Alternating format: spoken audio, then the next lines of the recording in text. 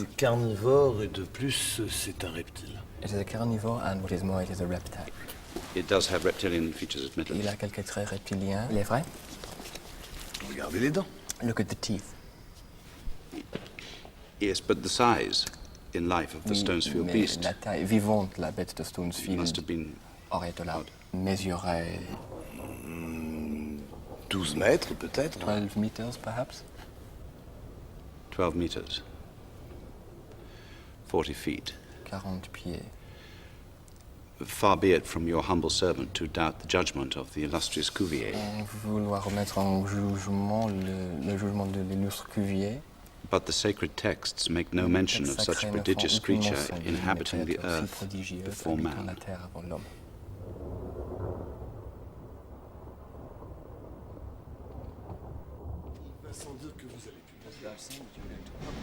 As to publishing the Stonesfield beast, I feel it's premature. We only have very limited remains at the moment. Also, I'm concentrating my efforts on investigating the geological evidence for the Great Flood. Le déluge.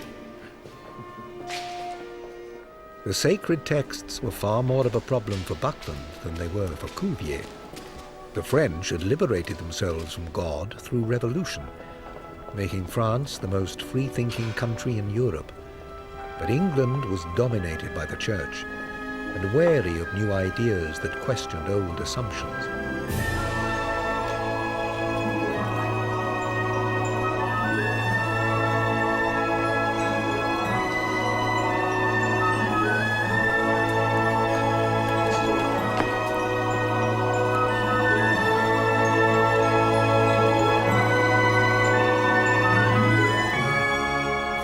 To go public with the idea that a giant reptile preceded man on Earth would be disastrous in a deeply conservative place like Oxford. He would keep the Stonesfield beast under wraps for the next 7 years.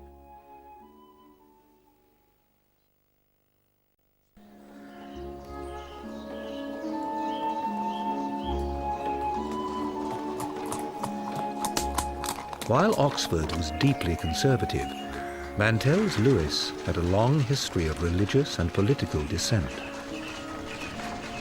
The Age of Enlightenment had been fostered there by the father of the American Revolution, the radical thinker Thomas Paine, who had lived in the High Street for 6 years. As his medical practice prospered, Mantell was able to buy a house for £700 just off Lewis High Street. It had a prominent position and was known grandly as Castle Place.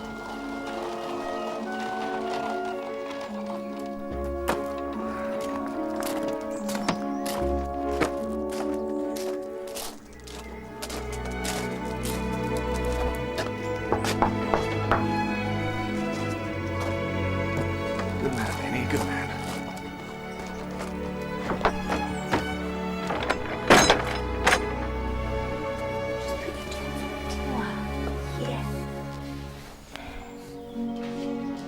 Hannah.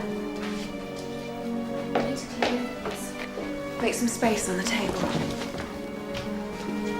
Be very careful.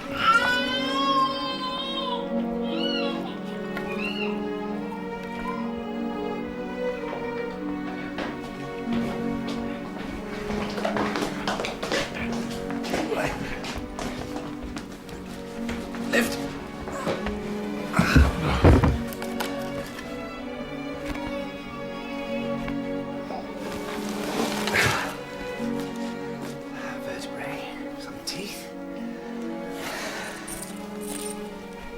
Many thanks to you. Thank you, Dr. Mantell.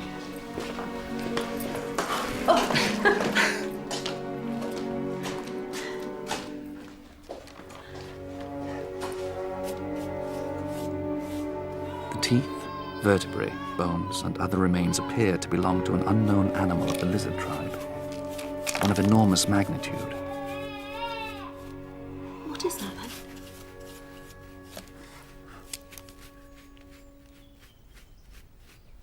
I began to think the unthinkable, that very large creatures had once inhabited the earth long before man, an idea that seemed to fly in the face of the Bible.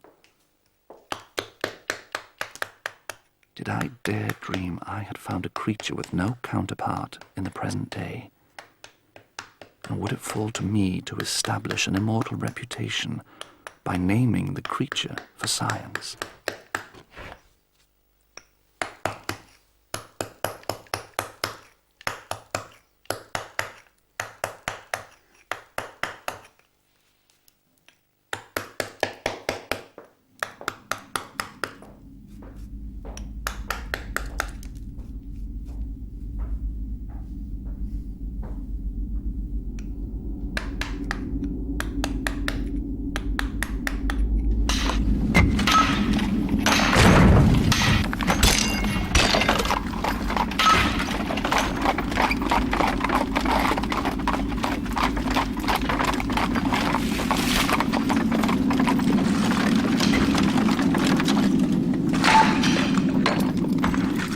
Inspired by the new discovery, the Mantell family began a series of excursions to the quarry at Whiteman's Green.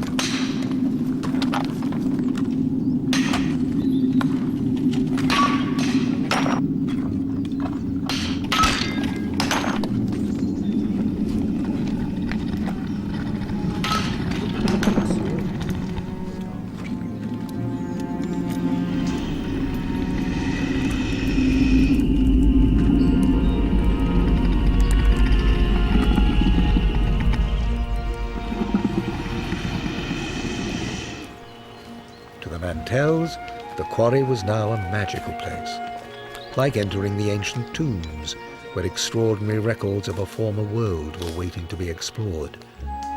But the more specimens they found, the more baffling the sight became.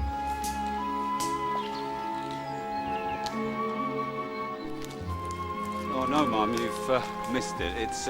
let me show you.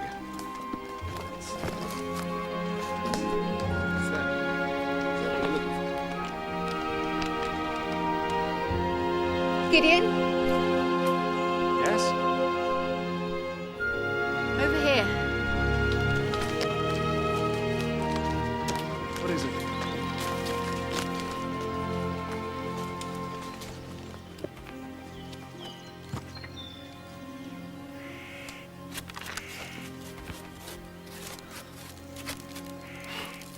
This is a tree trunk.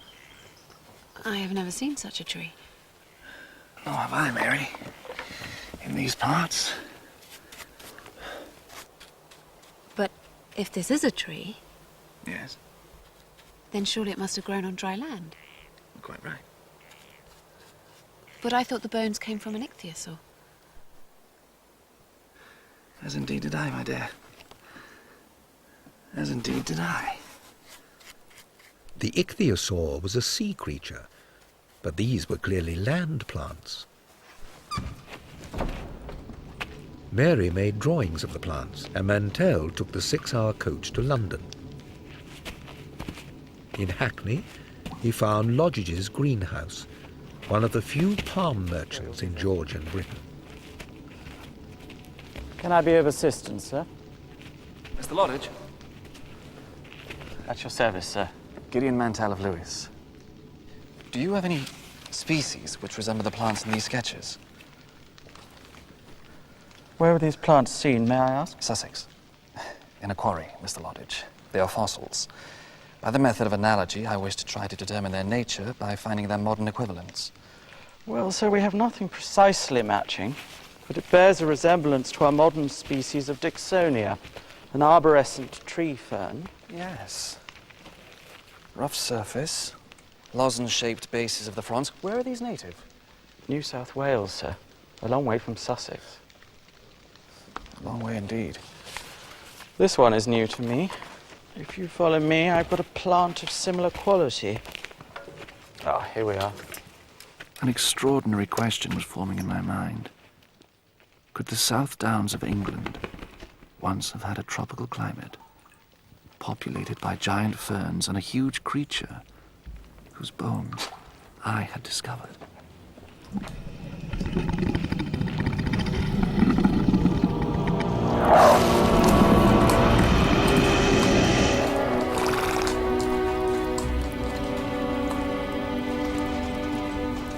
In that same year, Mantell met a young man who would influence him more than any other. Charles Lyell came from a wealthy family with a large estate in Scotland. He had studied classics at Oxford and was about to enter a career in law, but he had developed a passion for geology. He was to become Mantell's key collaborator and a crucial ally. Sir, Mr. Gideon Mantell. your servant? Charles Lyell of Berkeley Lodge, Hampshire. Do you require my professional services, Mr. Lyle? No, sorry for the intrusion at this late hour. I was hoping to discuss geology with you. Geology? Come in, sir, come in.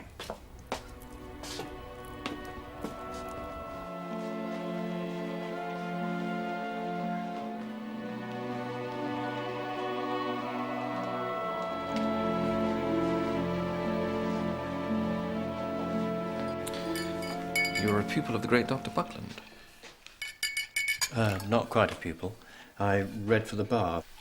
But geology is my passion. Dr. Buckland's lectures have guided my researches. You're fortunate to enjoy the resources of the university. Here in the provinces, a philosophical inquirer must find his own lonely path. But it's the landscape itself which instructs us.